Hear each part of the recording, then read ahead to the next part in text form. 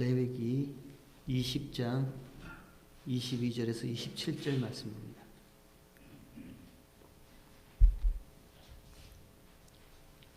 레위기 20장 22절에서 27절 우리 한 절씩 같이 교독하고 27절은 다 함께 한 목소리로 읽도록 하겠습니다. 하나님 말씀이라 합니다. 너희는 나의 모든 규례와 법도를 지켜 행하라. 그리하여야 내가 너희를 인도하여 거하게 하는 땅이 너희를 토하지 아니하리라.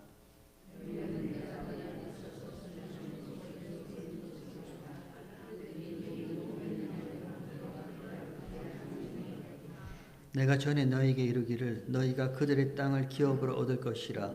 내가 그 땅 곧 젖과 꿀이 흐르는 땅으로 너희에게 주어 유업을 삼게 하리라 하였노라. 나는 너희를 만민 중에서 구별한 너희 하나님 여호와라.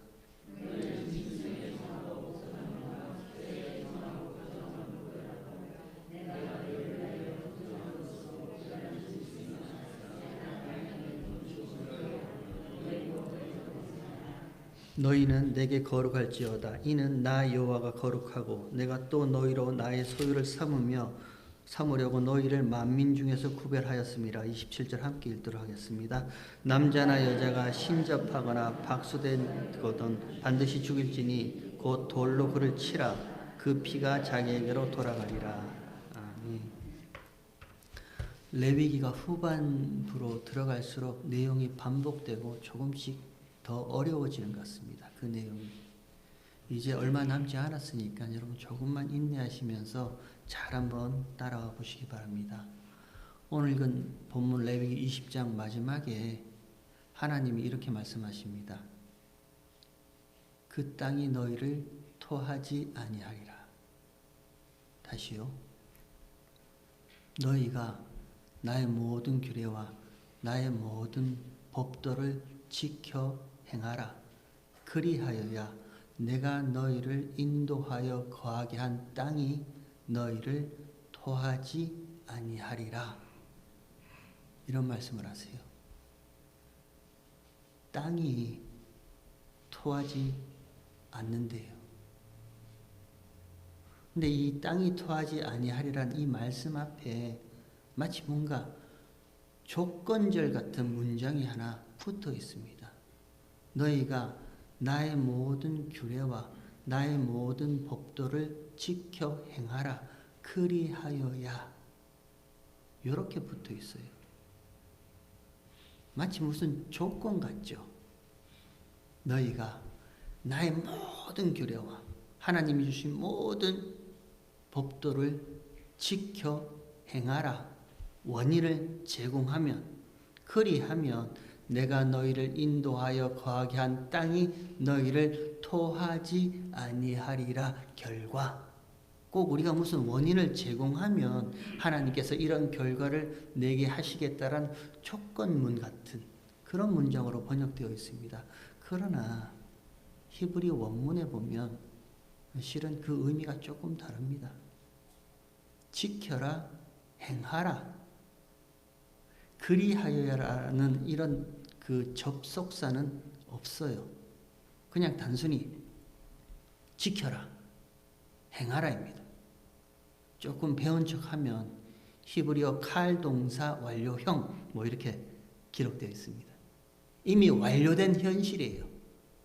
지켰다. 너희는 행했다. 그 말씀은요. 하나님이 이 이스라엘 백성들을 두고 너희는 나의 모든 규례와 나의 모든 법도를 지킨 자로, 행한 자로 내가 너희를 인도하여 거하게 하는 땅에 이르게 하겠다. 그러면 그 땅은 절대 너희를 토하지 않는다. 이런 의미예요. 우리가 무슨 원인을 제공하고 우리 쪽에서 뭔가가 발생되어야 이런 결과가 나는 것이 아니라 이미 하나님은 이스라엘 백성들을요. 모든 규례와 모든 법들을 지킨 자로, 행한 자로 그렇게 간주해 버리세요. 그러면 내가 너희를 인도하여 가게 하는 그 땅은 절대 너희를 토하지 않는다. 이 말씀을 딱 던져주시는 거예요. 어떤 땅이죠? 어떤 땅이 토하지 않는다 말씀하세요? 하나님이 인도하여 거하게 하신 땅. 하나님이 인도하여 거하게 하신 땅이 어떤 땅이죠? 약속의 땅이요. 약속의 땅이라는 의미는요, 하나님의 약속만 오롯이 소복히 담겨져 있는 땅을 약속의 땅이라 합니다. 다른 의미 없어요. 약속의 땅이라는 의미는요, 하나님의 약속하신만 거기에 소복히 담겨 있는 땅, 그게 약속의 땅입니다. 제가 며칠 전에 그 TV를 봤는데 한국 뉴스에 보니까 한국이 지금 뭐 시베리아 한파인가? 무슨 하여튼 무슨 한파로 굉장히 추웠다고 그렇게 뉴스에 나와요. 그리고 다른 겨울보다 눈이 굉장히 많이 내렸다고 뉴스에서 이렇게 보도를 하더라고요. 근데 굉장히 눈이 많이 내린 곳 중에 한 곳이 그 강원도 어디쯤인데 뉴스에서 그 기자가 이렇게 촬영해서 보여준 것을 보니까 온 천지 사방이요 하얀 눈이에요. 거기가 밭인지 논인지 강인지 산인지 뭐 집인지 헛간인지 구별이 안 될 정도로요.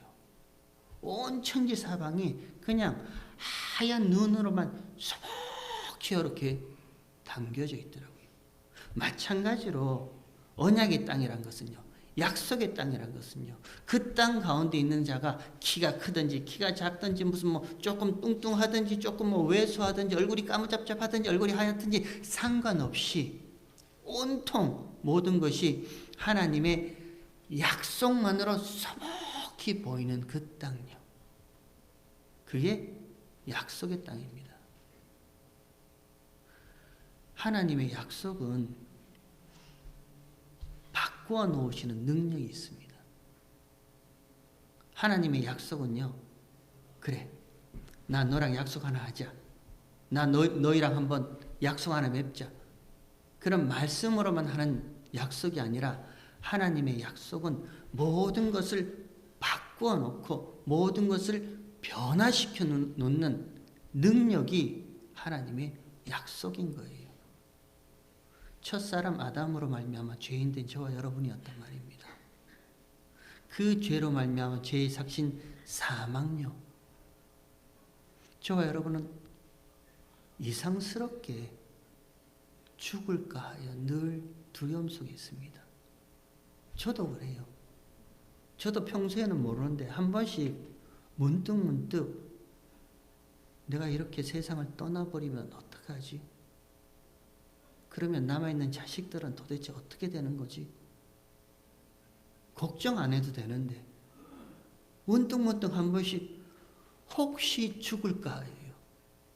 그 죄의 삭은 사망이거든요. 그 사망에 저와 여러분이 붙들려 있었단 말입니다. 그러니까 그것 때문에 죽을까 하여 죽는 것 때문에 괜시니 두려워하고 염려하고 걱정하고요. 노심초사하고요. 그리고 그런 죄의 찢기들 때문에 괜히 불안해하고 아파하고, 우리가 지난 시간에 말씀 들었죠. 불확실한 미래, 불확실한 내일, 그 불확실한 내일 앞에선 불확실한 존재가 나니까 모든 것이 염려스러울 수밖에 없어요. 그러니까 저와 여러분은 늘 유혹 앞에 서 있다 그러잖아요. 누구라도 괜찮다는 거예요. 그게 몰렉이든 아세라든 바알이든 우상이든 이방신이든 누구라도 상관없이 이런 불확실한 나를 확실한 존재로 바꿔주시는 분이라면 나는 내 것 다 드리겠다. 자식이라도 나는 드리겠다. 그런 이기적이고 악한 존재가 저와 여러분이었단 말입니다. 그게 죄인의 모습이에요. 그런 죄인을 하나님께서 다시는 아픔도 슬픔도 고통도 눈물이나 곡하는 것이나 죽는 것이 없는 영원한 나라, 하나님 나라의 하나님의 백성으로 바꾸어 놓고 변화시켜 놓는 능력이 하나님의 약속이에요. 그 약속만이 오롯이 약속의 땅에 담겨져 있는 거예요. 여러분, 여기서 한 걸음 더 나가 볼까요?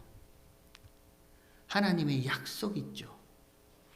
그 약속이란 단어는 성경에서 종종 믿음이란 단어로 혼용해서 쓰고 있습니다. 성경은요, 약속이란 단어와 믿음이란 단어를 이렇게 한 번씩 바꾸어서 그렇게 쓰고 있는 거예요. 이스라엘 백성이 애굽에서 나옵니다. 그리고 쪼개진 홍해를 건넙니다. 그리고 광야를 통과해서 약속의 땅 가나안으로 들어갑니다. 이 모든 것은 하나님의 약속이었어요. 하나님께서 아브라함에게, 이삭에게, 야곱에게, 요셉에게, 또 불타는 떨기나무 앞에 불러는 모세에게 하나님이 주신 약속이었단 말입니다. 그 약속에 의해서 이스라엘 백성들이 애굽에서 나오게 되었고요. 그 약속에 의해서 이스라엘 백성들이 쪼개진 홍해를 건너게 되었고요. 광야를 통과해서 약속의 땅 가나안으로 들어가는 그 모든 여정이 다 하나님의 약속이었어요. 근데 신약 성경 히브리서 11장에 보면, 히브리서 11장은 믿음의 장이라 하죠. 모든 것이 다 믿음이 주어인 것이 히브리서 11장입니다. 그 히브리서 11장 29절에 보면 믿음으로 저들이 홍해를 마른 땅같이 육지같이 건넜다 그래요. 믿음이 주어예요. 믿음이 저 이스라엘 백성들을 홍해를 마치 육지같이 건너게 하였다 이렇게 기록되어 있어요. 아니 약속이잖아요. 하나님의 약속이 그렇게 행하셨단 말입니다. 하나님의 약속이 아브라함에게, 이삭에게, 야곱에게, 요셉에게 준 하나님의 약속이 그 약속대로 저들을 애굽에서 건져내어 쪼개진 홍해를 건너 약속의 땅 가나안으로 들어가게 하셨는데 신약 성경에서는요. 믿음이요. 믿음이 그렇게 저들을 하게 하셨다 이렇게 이야기를 하고 있어요. 조금 더 한 걸음 더 나아가 보면요. 그 믿음이란 단어, 그 믿음이란 단어가 히브리어, 구약 성경을 기록한 히브리어로는 아만이란 단어를 씁니다. 아만. 이 아만이란 단어의 뜻은요, 잘 한번 들어보세요. 이 아만이란 단어의 뜻은 하나님의 말씀을 내 안에 간직해 하는 것, 그게 아만이란 뜻이에요. 그걸 구약 성경에서는 믿음이라 이렇게 얘기를 합니다. 하나님의 말씀을 내 안에 간직해 하는 것, 그게 믿음이에요. 조금 더 넓게 나가 볼까요? 하나님의 말씀이 뭔데요? 하나님이 말씀하셨다. 그 의미가 뭔데요? 하나님이 자기 계시죠. 하나님이 스스로 자기 계시를 하는 것이 하나님의 말씀이잖아요. 창세전 하나님의 뜻과 계획과 하나님의 생각과 하나님의 작정하심과 하나님의 모든 마음, 나는 반드시 이렇게 해야 하겠다라는 하나님의 모든 계획하심요. 그걸 하나님이 스스로 그 어떤 피조물도 몰랐단 말입니다. 그 어떤 죄인들도 창세전 하나님의 계획은 몰랐단 말입니다. 그런데 하나님께서 내가 이런 생각과 이런 계획과 이런 작정과 이런 예정을 내가 가지고 있다. 스스로 하나님이 하나님의 마음과 하나님의 뜻을 보여주시는 거예요. 하나님의 자기 계시, 그것이 하나님의 말씀이란 말입니다. 그러면 그 말씀이요, 저와 여러분에게 믿음으로 간직되어 있는 거예요. 에베소서 2장 8절에 보면 믿음을 하나님의 선물이라 하죠. 하나님이 저와 여러분에게 주신 그 선물인 믿음으로 하나님의 말씀이 저와 여러분 안에 간직되어 있는 거예요. 이걸 넓게 펼쳐보면 하나님의 창세전 뜻과 생각과 마음과 계획과 이런 나를 향하신 하나님의 작정하심이 내 안에 간직되어 있는 거예요. 그러면 내 안에 간직되어 있는 그 하나님의 계획하심 따라서 하나님이 그 일을 하신다는 거예요. 저와 여러분 선물로 믿음을 받았단 말입니다. 그러면 그 믿음은요, 하나님의 말씀을 내 안에 간직해 하는 거예요. 간직해 할 뿐만 아니라 내 안에 간직되어 있는 이런 나를 향하신 하나님의 계획이 이런 거였구나. 이런 나를 향하신 하나님의 마음과 뜻이 이런 거였군요. 믿음으로 보고 듣고 알게 하시는 거예요. 그게 약속이잖아요. 하나님의 말씀이 내 안에 간직되어 있다는 것은요, 약속이 내 안에 간직되어 있다라는 거예요. 그것이 믿음이라는 거예요. 좀 쉽게 제가 예를 한번 들어보도록 하겠습니다. 신약 성경에 마가복음 5장에 보면 12해 혈류병을 앓던 여자가 있습니다. 12해 동안 혈류병요, 피를 쏟아내는 병을 앓던 여자가 있습니다. 그 여자가 예수님이 지나가시는 것을 보고 예수님의 옷을 붙잡았습니다. 왜요? 성경에 기록되어 있죠. 예수의 옷을 만지기만 하더라도 내 병이 나을까 하여 그 옷을 잡습니다. 그 옷을 잡은 12의 혈류병을 앓던 여자에게 예수님이 뭐라 얘기를 하세요? 내 믿음이 너를 구원하였다. 무슨 믿음요?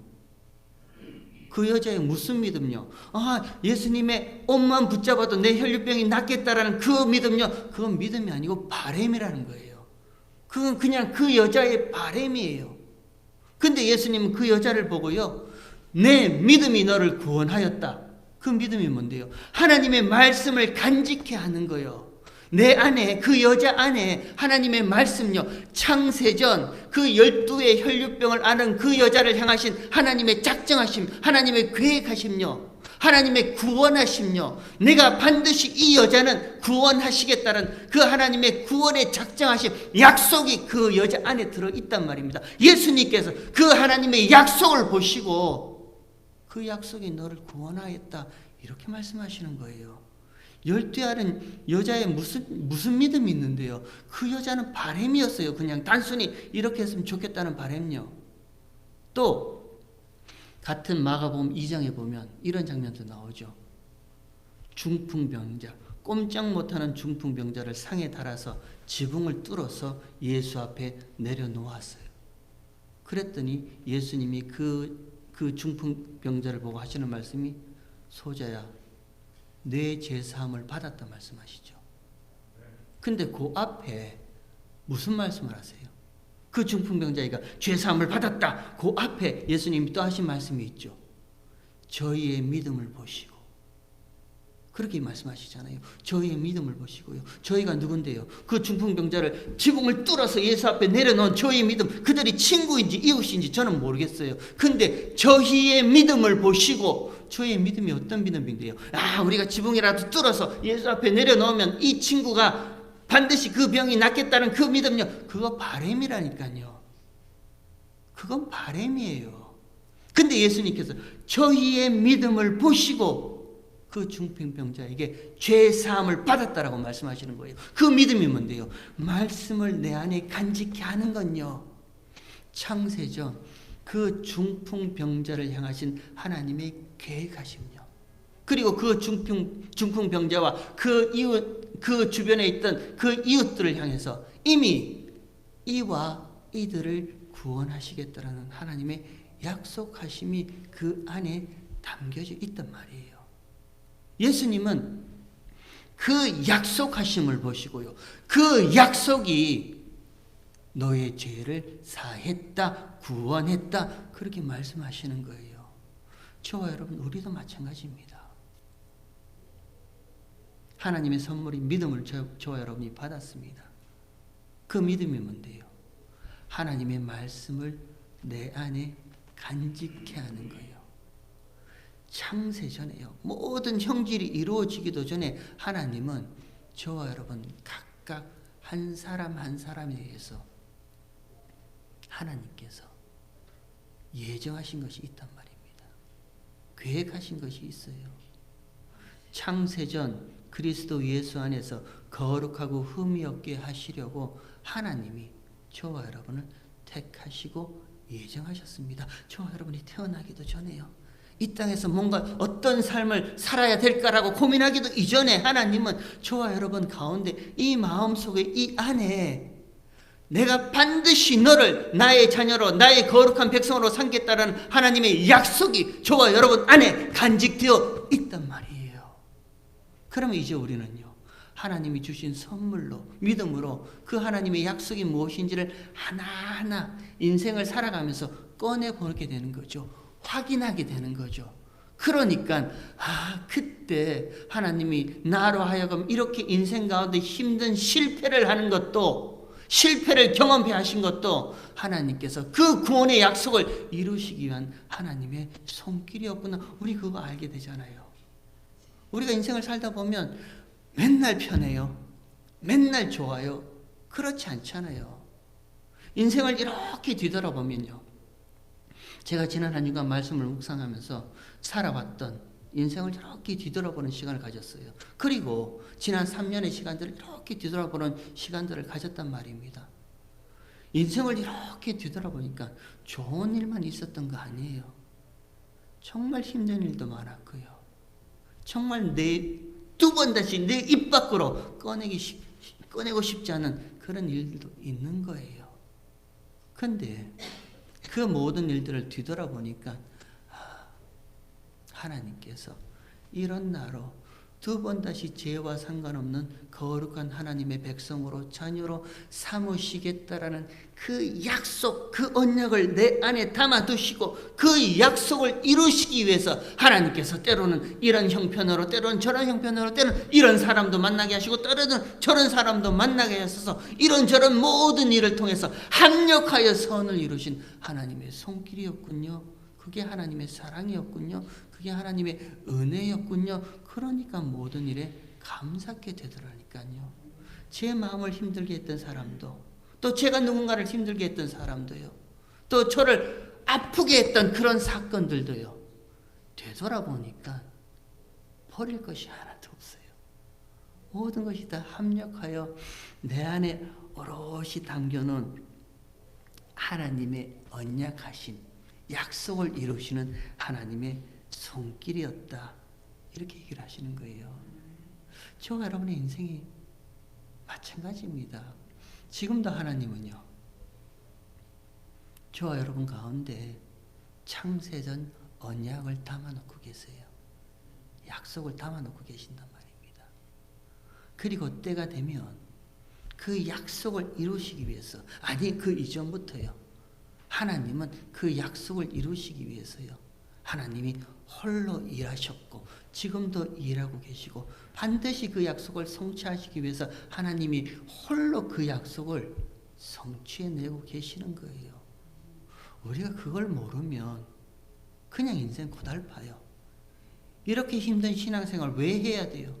이렇게 어려운 교회 생활 내가 도무지 왜 해야 되는지 모르겠어요. 차라리 나는 그만하고 싶어요. 이런 마음이 우리 속에서 서럭서럭 솟구쳐 올라와요. 저도 그래요. 하나님 왜 목회요? 힘듭니다. 정말 힘들어요. 하지만요, 그 힘든 중에서 하나님이 이 영혼 하나를 구원하시기 위해서 이런 나로 세워서 이렇게 구원을 이루어 가시는 하나님의 손길이 여기 있군요 하면 그것이 얼마나 감격스럽고 얼마나 마음이 벅찬 일인지 몰라요. 내 하나 그냥 이렇게 힘들어도 그 힘듦을 통해서 하나님의 약속을 지금도 이루어 가시는 그 하나님과 함께 말씀으로 동행하는 그 길이 얼마나 기쁜지 몰라요. 이 모든 인생을 성경은 고난이라 그러기도 하고요, 또 징계라고 이렇게 얘기를 하기도 합니다. 그래서 성도의 삶에는 고난이 반드시 오게 되어 있고요, 저와 여러분의 인생 가운데는 하나님의 자녀 만든다는 그 징계가 반드시 있을 수밖에 없어요. 지금도 하나님은 그 일을 하고 계시는 거예요. 그래서요, 오늘 본문 22절을 다시 한번 보세요. 오늘 보면 22절에 성경을 펴시고요, 이렇게 말씀하십니다. 너희는 나의 모든 규례와 법도를 지켜 행하라. 칼 동사 완료형이라 했습니다. 너희는 이미 지킨 자야? 이미 행한 자야? 아니, 누가 지켰는데요? 누가 행하였는데요? 누가 그렇게 하셨어요? 갈라디아서 4장 4절에 때가 참에 하나님이 그 아들을 보내사 여자에게 나게 하시고 율법 아래 나게 하신 이유는 말씀하시죠. 하나님이 때가 참에 자 이제 내가 내 약속을 완성하고 성취할 때가 지금이다라고 때가 참에 하나님이 그 아들을 보내사 여자에게 나게 하시고 율법 아래 나게 하신 것은요, 율법 아래 있는 자를 속량하신다 그러잖아요. 그 값을 지불하고 사가지고 온다 그러잖아요. 저와 여러분 어찌 보면 이상하게 율법 아래, 법 아래 이렇게 살아야 돼, 나는 이렇게 살아야 돼, 인생은 이런 거야, 스스로 만든 법 아래 갇혀가지고 꼼짝달싹 못하고 힘들어하는 그 율법 아래 있는 자를요, 그 고통스러운 자를요, 저와 여러분을 율법 아래서 속량하게 하시고요, 그 다음에는요 뭘 주신다 하시죠? 아들의 명분을 주시기 위해서 여자에게 나게 하셨고 율법 아래 나게 하셨다, 그렇게 말씀하시잖아요. 아들은 예수님 밖에 없습니다. 하나님의 아들은요, 예수님 밖에 없어요. 예수님만이 하나님의 독생자, 하나님의 아들입니다. 그 아들이, 그 독생자 예수가 우리 가운데 오셔서 하나님의 모든 규례와 모든 법도와 모든 율법을 다 지켜 행하시며, 그게 의로움이거든요. 그 모든 지키시는 의로움을 저와 여러분에게 그저 주신단 말이에요. 그리고 우리에게 아들의 명분을 주시는 거예요. 하나님이 그렇게 약속을 이루시는 거예요. 우리는 행한 거 없습니다. 우리는 뭐 다 완성하는 거 없어요. 그러나 하나님께서 예수님이 행하신 그 모든 일을 저와 여러분에게 우리가 행한 것처럼 그렇게 봐주시는 거예요. 그러니까 너희는 나의 모든 규례와 나의 모든 법도를 지키고 행한 자다. 그렇기 때문에 내가 너희를 인도하여 거하게 하는 땅이 너희를 토하지 아니할 것이다. 이렇게 얘기를 하는 거예요. 하나님의 약속만이 오롯이 남아있는데요, 저와 여러분이요, 종국에는, 마지막에는 내 모든 것이 다 해체되고 하나님의 약속만이 내게 오롯이 남아있을 거예요. 그때 비로소 그 약속의 땅은 절대 저와 여러분을 토해내는 일이 없어요. 그 말씀을 지금 하고 계시는 거예요. 그리고 나서 23절에 너희는 내가 너희 앞에서 쫓아낸 족속의 풍속을 쫓지 말라 합니다. 약속 외에 다른 거 보지 말라는 거예요. 하나님이 언약 주셨잖아. 내가 너희에게 약속했잖아. 아브라함에게, 이삭에게, 야곱에게, 요셉에게, 노아에게, 아니 첫사람 아담에게요. 아담에게도 약속했잖아요. 흙으로 사람을 빚으사 그 코에 생기를 불어넣으시는 그 생명이 된 아담에게 하나님이 무슨 약속을 하셨는데요? 생육하고 번성하고 땅에 충만하라. 그 약속을 그 안에 집어넣으셨단 말입니다. 반드시 사람은요, 하나님의 백성은요, 그 땅에서 생육하고 번성하고 그 땅에 충만하게 되어 있게 되어 있는 거예요. 하나님이 그 약속을 이루시는 거예요. 그 말씀이요, 그 다음에 있습니다. 그 말씀이요, 24절에 내가 전에 너에게 이르기를, 전에 약속했잖아. 너희가 그들의 땅을 기업으로 얻을 것이라. 내가 그 땅 곧 젖과 꿀이 흐르는 땅. 젖과 꿀이 흐르는 땅이 어떤 땅인데요? 어떤 땅을 보고 젖과 꿀이 흐르는 땅이라 합니까? 저는 무지무지 궁금했습니다. 도대체 그 땅이 어떤 땅이길래 젖이 막 흐르고 꿀이 막 흐르고, 왜 성경이 젖과 꿀이 흐르는 땅이라? 약속의 땅이란 말입니다. 젖과 꿀이 흐르는 땅은 약속의 땅이에요. 그 약속은요, 첫사람 아담에게 주신 그 약속이란 말입니다. 그 땅에서 생육하고 번성하고 그 땅에 충만케 되는 그 약속요, 예수 그리스도의 피로 하나님의 백성이, 하나님의 자녀가 반드시 그 땅에서는 생육하고 번성하고 충만하게 하시겠다는 하나님의 약속이 완성된 그 땅요, 그 땅이 젖과 꿀이 흐르는 그 땅입니다. 저와 여러분이 그곳에 있는 거예요. 충만케 되는 거예요. 그리고 그 다음에요, 그 땅 곧 젖과 꿀이 흐르는 땅으로 너에게 주어 유업을 삼게 하리라 하였노라. 나는 너희를 만민 중에서 구별하여 너희 하나님 여호와라. 너희 하나님 여호와라는 것은요, 내 것이란 거죠. 너희는 내 것이다. 25절에 26절에 너희는 내게 거룩할지어다. 다시 한번 반복해서 말합니다. 너희는 내게 거룩할지어다. 하나님이 주신 약속 외에 다른 것 가지고 있지 마, 이 말씀하세요. 그래서요, 하나님께서 저와 여러분 인생 가운데, 아니 인생 내내 이 안에 담겨진 하나님의 약속 외에 또 다른 모든 것은 내 밖으로 토해내게 하시는 거예요. 그게 성도의 인생입니다. 신앙생활이에요. 하나님의 약속 위에 저와 여러분이 가지고 있는 것들이 뭐 있어요? 대표적인 게 보암직도 먹음직도 지혜롭게 할 만큼 탐스럽기까지 하니까 내가 조금 먹고 내가 하나님 자리에서 선과 악을 구별하는 자 되겠다. 내가 신이 되겠다. 내가 나의 주인이 되겠다. 내가 나를 책임지겠다. 하나님의 약속은요. 너는 나의 백성이 되고 나는 너의 하나님이 되게 하겠다. 그게 하나님의 약속이란 말입니다. 근데 그 하나님의 약속 외에 우리 가운데 오롯이 자리 잡고 있는 것은요. 내가 나의 주인이 되고 내가 내 인생을 살게 하겠다라는 그건요. 하나님의 약속 위에 그 나머지 모든 것들은 하나님께서 다 내 밖으로 토해내는 인생을 살게 하시겠다. 하나님이 그 말씀하시는 거예요. 여러분 그렇지 않나요? 저와 여러분이 상한 음식, 내 몸에 맞지 않는 음식, 썩은 음식, 잘못된 음식을 먹으면 어떤 증상을 보여요? 토하죠. 토해내죠. 너무 많이 먹어서 토하는 거 말고요. 그건 미련한 짓이고 너무 많이 먹어서 토하는 거 말고 상한 것, 나에게 맞지 않는 음식이 내 안으로 쑥 들어오면 내 몸은 그 음식을 토해내게 되었단 말입니다. 그럴 때 우리가 어떤 말이에요? 다 토해내. 다 토해내. 그러잖아요. 참지 말고 다 토해. 그러면 속이 편할 거야. 그런 말 하잖아요. 정말 그래요. 나에게 맞지 않는 상한 음식, 나에게 맞지 않는 무슨 잘못된 음식이 내게 들어오면 토할 수밖에 없어요. 근데 다 토해내면요. 토하는 과정에는, 웩웩거리는 과정에는 눈물도 나고 콧물도 나고 막 속에서 막 고통스럽고 힘들지만 다 토해내면요. 편하단 말입니다. 하나님이 그 일을 지금도 이스라엘 백성들에게 행하시겠다고 말씀하시는 거예요. 너희 가운데 하나님의 약속 아닌 다른 모든 것들은 내가 다 토해내게 하겠다는 거예요. 그 다 토해낸 상태에서는요. 그래서 모든 것이 다 토해지고 하나님의 약속만 오롯이 남아있으면 그 약속의 땅은 결코 너희를 토하지 않는다 말씀하세요. 그게 우리의 모습이에요. 저와 여러분의 신앙생활의 모습이란 말입니다. 어찌 보면 저와 여러분의 신앙생활 가운데 왜 이렇게 힘들고 어려울까?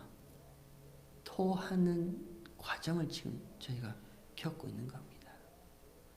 하나님께서 거룩다, 구별되었다. 약속 외에 다른 나머지 것들은 하나님께서요. 토해내게 하시는 거예요. 눈물 나요. 정말 고통스러워요. 근데 제가 보장하건대 다 토해내면 정말 편안합니다. 내 자신마저도요. 나의 자존심마저도요. 내 것이라 생각하는 모든 것들마저도요. 다 토해내버리면 정말 그 인생 편안해요. 저와 여러분의 신앙생활이 이랬으면 좋겠습니다.